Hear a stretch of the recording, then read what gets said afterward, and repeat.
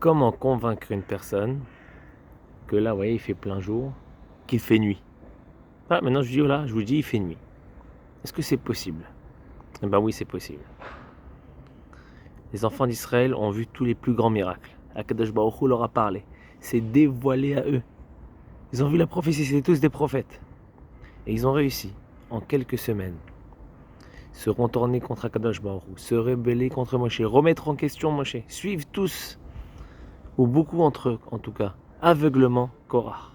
Comment il a réussi?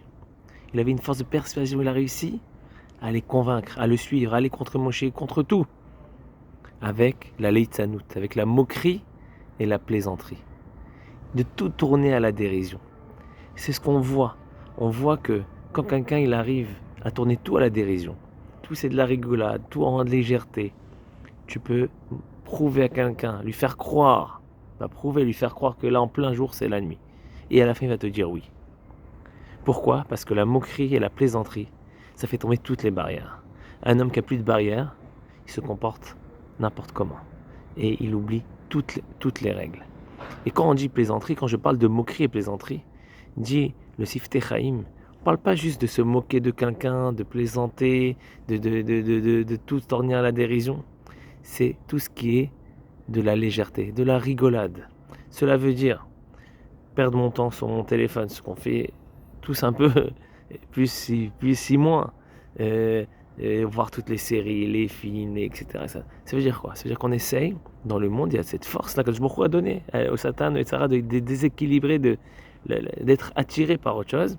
Ça nous fait passer à côté de notre vie. On passe à côté de notre vie. Ce qu'on nous occupe par des événements, par des grands matchs, des grandes compétitions, et par-ci, et les JO, et l'Euro, et les Tours de France, et les séries qui sortent par-ci, par-là, les films.